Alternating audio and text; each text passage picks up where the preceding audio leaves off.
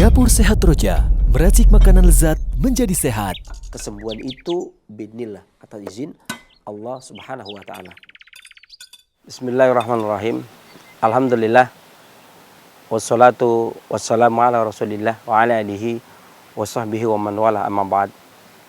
Kaum muslimin rahimani wa rahimakumullah, para pendengar, pemirsa Roja dimanapun Anda berada, dan juga para pemirsa dan peminat acara ini.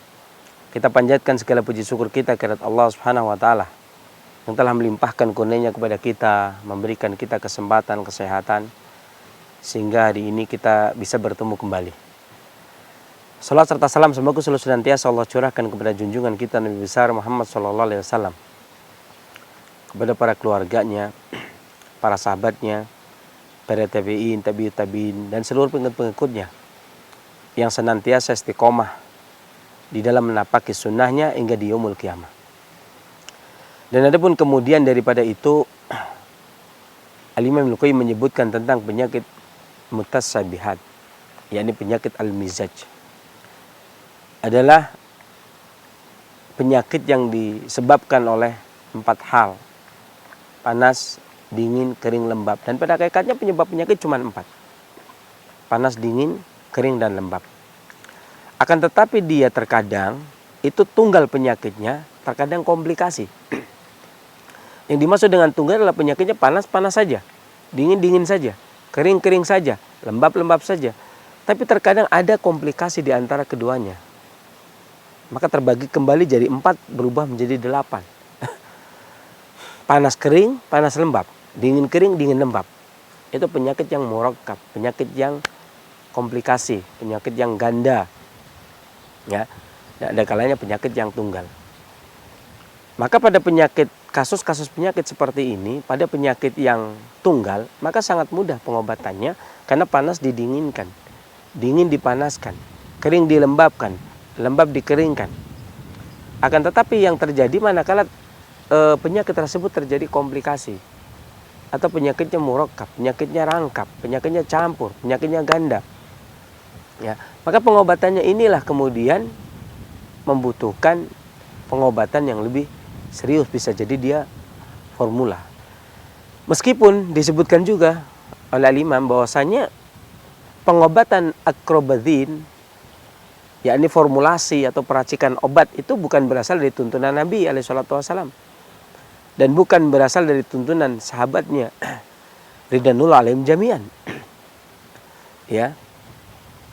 Kemudian juga pengobatan ini jelas bukan dari pengobatan Nabi SAW, yakni akrobazin. Sedangkan pengobatan Nabi SAW yang disampaikan kepada para sahabatnya ridwanullah alaihim jami'an dan keluarganya ridwanullah alaihim jami'an, ini adalah obat berbentuk makanan atau obat dalam bentuk tunggal. Dalam bentuk makanan atau dalam bentuk tunggal. Akan tetapi pengobatan akrobazin itu digunakan oleh orang Yunani, orang Parsi, orang Romawi. Ya, mereka menggunakan pengobatannya yang tersebut, atau orang-orang perkotaan. Kenapa demikian? Bagi orang-orang yang pola hidupnya, pola makannya bervariasi, maka niscaya ketika dia terkena penyakitnya itu komplikasi. Bukan panas-panas saja, dingin-dingin saja, kering-kering saja, lembab-lembab saja, akan tapi terjadi komplikasi, murakkab. Terkadang panas lembab, terkadang panas kering, terkadang dingin lembab, terkadang dingin kering. Ya. Maka untuk penyakit yang seperti itu, seperti masyarakat Yunani, pola hidup Yunani, pola hidup Romawi, pola hidup masyarakat perkotaan, pola hidup masyarakat Majusi, Parsi, maka pengobatannya dengan pengobatan akrobazin. Maka peracikan obat atau akrobazin lebih bermanfaat. Bahkan termasuk Cina atau Tionghoa ini menggunakan racikan atau formula. Ya. Bagi orang-orang yang demikian. Maka dan penyakit ini akan tumbuh di tubuh ini beraneka ragam. Semisal contoh, misalkan kita biasa nih, kita sholat, kemudian di samping kita terkadang ada bau, apakah bau ketiak atau bau badan, ya, atau bau mulut. Ini namanya penyakit yang disebabkan karena komplikasi, yakni panas dan lembab. Karena panas dan lembab. Ini banyak terjadi. Banyak terjadi. Terkadang dia mandinya sudah bersih, tapi badannya masih bau. Dia sikat gigi sudah bersih, tapi mulutnya masih bau. Ini dikarenakan dari dalam, bukan dari luar. Ini faktor panas lembab yang ada di dalam tubuh. Dan masalah ini mungkin yang sesuatu yang dari luar ini ya orang biasa saja, artinya bisa menghindari. Ya, dan lebih mudah untuk mengatasinya. Yang jadi masalah adalah ketika organ-organ intim. Ya, ketiak mungkin orang masih bisa pakai pengharum apalah. Badan dia pakai minyak wangi apalah yang banyak, minyak wangi yang baunya tajam seperti keharu uts ya. Atau apalah ya, yang kemudian bisa menghilangkan bau badan tersebut ya. Kemudian sikat gigi dikasih minyak zaitun, kemudian sikat gigi atau pakai siwak dan sebagainya. Ini kalau urusan luar. Bagaimana dengan urusan organ intim pada wanita? Ya, ini pun terdapat. Ini disebabkan karena panas lembab perut atau rahim. Kemudian bisa menyebabkan demikian. Ya.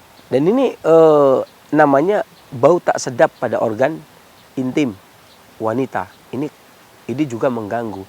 Selain risih si wanitanya kepada suaminya, maka suaminya juga memiliki rasa enggan juga terhadap hal yang seperti ini.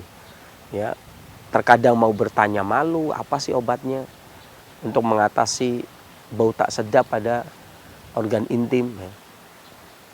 Kemudian mau berobat bagaimana kan, malu juga sama tabibnya. Maka jalurnya biasanya kalau ada iklan atau orang yang memberitahukan dijual jamu obat untuk mengatasi bau tak sedap pada organ intim ke wanita. Ini paling beli kan. Beli. Ada juga yang terkadang sering kita mendengar, ini banyak sekali digunakan, mengatasi bau tak sedap pada organ intim kewanitaan.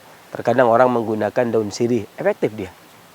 Daun sirih direbus, kemudian diminum, kemudian digunakan sebagai cebokan, membersihkan organ intim tersebut. Ini juga efektif. Kemudian terkadang orang menggunakan baluntas atau beluntas, digunakan sebagai lalapan, dimakan. Selain menghilangkan bau badan, selain menghilangkan bau keringat, selain menghilangkan bau mulut, selain menghilangkan bau tak sedap pada ketiak, dia juga menghilangkan pada wanita, menghilangkan bau tak sedap pada organ intim. Ya. Terlepas dari itu, terkadang kita sering minum jus juga akan melepaskan bau tak sedap tersebut. Oleh karena itu, kaum muslimin dari Dapur Sehat Roja, kita akan memberikan tips bagaimana mengatasi bau tak sedap pada organ kewanitaan. Ya, dan kita sudah siapkan bahan-bahannya di dapur kita, dan di Dapur Sehat Roja. Mari kita ke sana. Kaum muslimin rahimani wa rahimakumullah. Mengatasi bau tak sedap pada organ intim kewanitaan ini sebenarnya tidak terlalu susah, meskipun dia termasuk penyakit yang kompleks ya. Akan tetapi sebenarnya bukan penyakit yang berat itu, akan tetapi penyakit yang membuat risih ya. Ini disebabkan karena komplikasi. Ada kalanya kita menggunakan sirih, ada kalanya kita menggunakan beluntas, dan kita akan menggunakan beberapa bahan obat untuk menghilangkannya. Di antaranya adalah kunyit. Kunyit ini pedas, dingin, pahit, berkhasiat untuk menghilangkan panas dan lembab. Penyebab bau tak sedap pada organ wanita. Ya. Kemudian yang kedua adalah kapulaga. Kapulaga ini sifatnya panas, pedas, tapi dia cenderung keluar. Sehingga selain kunyit membebaskan bau tak sedap pada organ intim, kapulaga juga mengatasi gangguan bau badan. Ya, selain membantu kunyit, menguatkan kunyit, ya untuk keputihan, untuk bau tak sedap pada kewanitaan, dan dia juga membebaskan bau tak sedap pada badan. Ya. Kemudian yang berikutnya adalah adas. Adas ini harum, hangat. Maka ini sifatnya akan sejuk nantinya. Ya. Karena kapulaga nanti sifatnya akan keluar. Dengan 1 gelas air kita rebus. 1 gelas air. Kemudian kita gunakan kunyit sekitar 15 iris atau sekitar 3 jari. Kemudian kita gunakan adas setengah sendok teh, adas. Kemudian kita gunakan 2 butir kapulaga.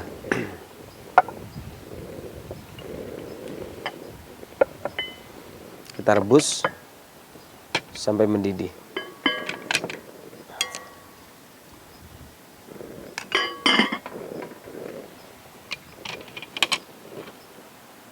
Ya. Dan adapun kunyit ini memiliki manfaat untuk mengeringkan lembab, keputihan, penyebab bau badan tak sedap, kemudian sifat panas lembab yang ada pada tubuh. Adapun kapulaga itu selain menghilangkan lemah, letih lesu, pegal, kemudian juga merilekskan, juga membantu untuk menghilangkan bau tak sedap pada organ kewanitaan dan menghilangkan bau badan serta bau ketiak. Ya, kemudian adas ini bagus buat hormon. Ya. Dan adas ini juga memiliki minyak menguap sehingga bisa membebaskan selain bau tak sedap pada organ kewanitaan, juga mengatasi keputihan dan juga mengatasi bau badan. Nah, maka perpaduan antara ketiganya ini yang memiliki sifat sejuk pada tingkatan awal, kemudian pahit, ya, sedikit manis, ini mengeringkan dan memberikan tonik. Ini kita rebus sampai mendidih. Ya. Adapun yang untuk bagian luarnya kita menggunakan daun sirih boleh, ya. Adapun kesehariannya bisa menggunakan lalapan beluntas, nah, itu juga bisa. Ya. Dan kapulaga ini memiliki keistimewaan karena dia meskipun dia rasanya pedas, sifatnya hangat, tetapi dia sifatnya mengambang keluar. Tentunya bagi orang-orang yang aktivitasnya berlebih, kemudian memiliki tingkat bau badan yang lumayan, kemudian organ kewanitaan yang tak sedap, maka dia cocok. Ini namanya, saya menggunakan kapulaga ini artinya mengobati penyakit sesuai dengan tabiat arah gerak. Sementara mengobati organ kewanitaan dengan kunyit itu mengobati penyakit dengan tabiat badan sesuai dengan sifat dan rasanya. Begitu pula dengan adas, ya. Jadi ada 2 metode di sini yang digunakan, yakni mengobati penyakit dengan tabiat sifat rasa, mengobati tabiat dengan metode arah gerak, ya. Dan ini bagi para pengobat yang sudah ahli, maka dia akan mengetahui bagaimana perpaduan mengobati penyakit dengan tabiat arah gerak, bagaimana mengobati penyakit dengan tabiat sifat dan rasa. Tentu buat tingkat-tingkat lanjut para pengobat ahli yang sudah belajar sampai 5 tahun lebih, maka dia akan mengetahui metode yang seperti ini. Kemudian setelah mendidih, kita cukup mendidih, ya. Kemudian kita saring, kita ambil airnya.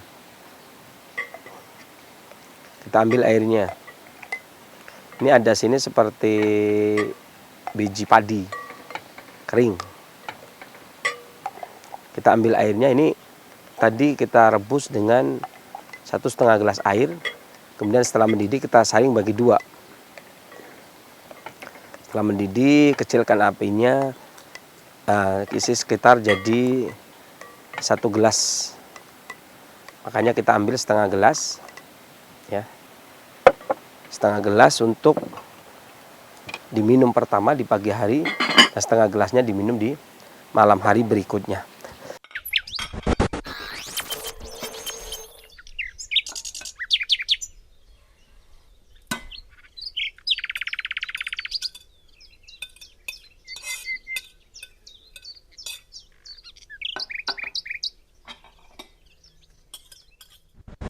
Demikian inilah tips dari Dapur Sehat Roja untuk mengatasi bau tak sedap pada organ intim wanita atau pada organ kewanitaan. Semoga bermanfaat. Kesembuhan dari Allah Subhanahu wa taala, kekurangan dari saya akhiri billahi taufiq wal hidayah. Alhamdulillahirabbil alamin. Wassalamualaikum warahmatullahi wabarakatuh. Dapur Sehat Roja, meracik makanan lezat menjadi sehat. Kesembuhan itu biidznillah, atas izin Allah Subhanahu wa taala.